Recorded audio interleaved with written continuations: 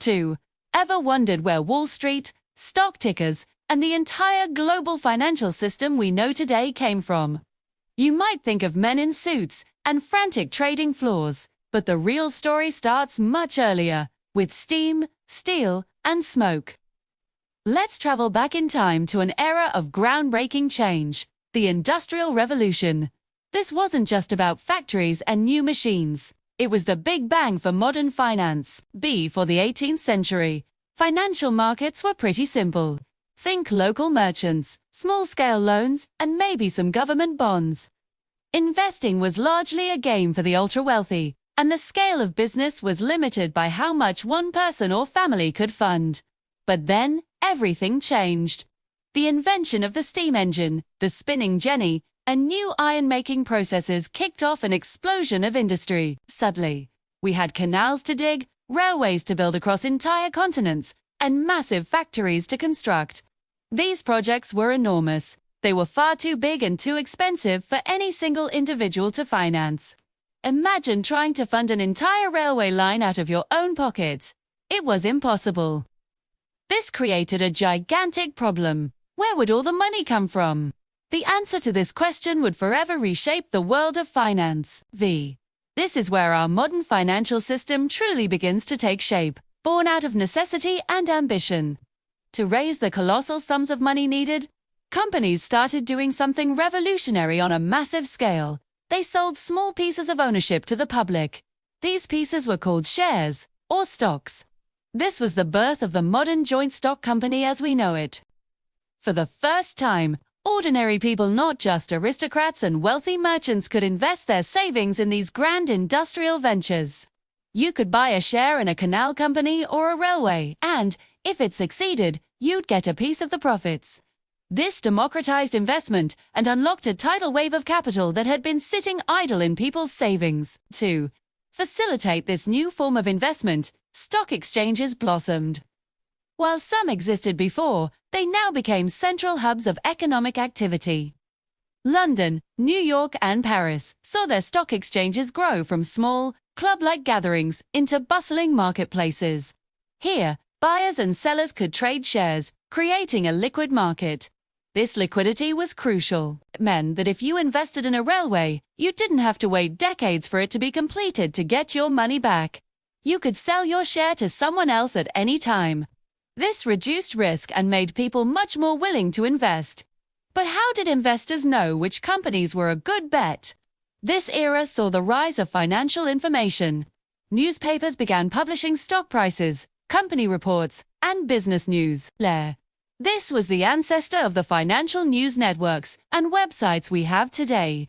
For the first time, information became a key commodity in financial markets. Investors could analyze a company's performance, its future prospects, and make informed decisions rather than just gambling. This need for reliable information also led to the development of accounting standards, so that companies reported their profits and losses in a more consistent way. With all this new investment came new financial instruments. It wasn't just about stocks anymore. Companies started issuing corporate bonds, which are essentially loans from investors to the company. This gave businesses another way to raise capital without diluting ownership.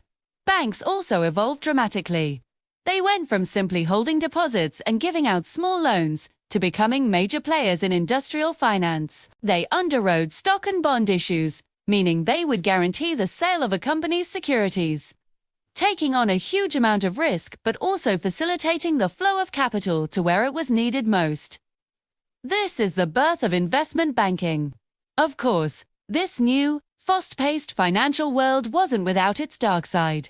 The 19th century was famous for its boom and bust cycles. Speculative bubbles would form, where the prices of stocks often in new technologies like railways would skyrocket to unsustainable levels, driven by hype and greed. Then, inevitably, the bubble would pop. The crashes that followed could be devastating, leading to widespread bankruptcies, bank failures, and economic depressions that affected millions of people. Think of the Panic of 1873, triggered by railway speculation, which led to a global economic crisis. These crises highlighted a major problem. This powerful new financial system was largely unregulated. There were no safety nets, no investor protections, and fraud was rampant. The incredible scale of industrial projects also fueled the growth of international finance.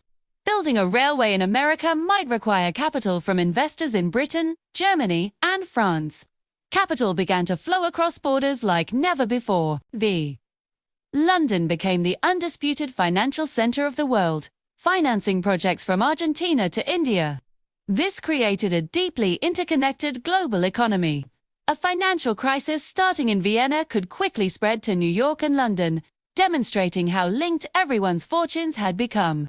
This globalization of finance, for better or for worse, was a direct product of the Industrial Revolution's insatiable demand for capital. In response to the frequent crises and scams, governments slowly began to step in. The late 19th and early 20th centuries saw the first real attempts at financial regulation. Laws were passed requiring companies to be more transparent in their accounting. Rules were established for stock exchanges to prevent manipulation, too, and eventually, central banks, like the Federal Reserve in the United States, were created to act as a lender of last resort and try to stabilize the financial system during panics. This was the beginning of the regulatory framework that, while much more complex today, still governs our financial markets. So, when you look at the stock market today, with its lightning-fast digital trades and complex derivatives, remember its roots was forged in the fire and steam of the Industrial Revolution. The need to fund massive factories, canals, and railways created the joint stock company, expanded stock exchanges, and gave rise to investment banking and global capital flows. It transformed investing from a privilege of the few to an opportunity for the many, unlocking unprecedented economic growth. But it also introduced new risks, leading to speculative bubbles, devastating crashes, and the eventual need for regulation. The financial world we live in is a direct descendant of this turbulent, innovative, and transformative era. The echoes of the steam engine can still be heard in the frantic ringing of the opening bell on Wall Street. Thanks so much for watching. If you found this journey back in time interesting, please hit that like button and subscribe for more deep dives into the forces that shape our world. Let us know in the comments what other historical topics you'd like us to explore. See you in the next video.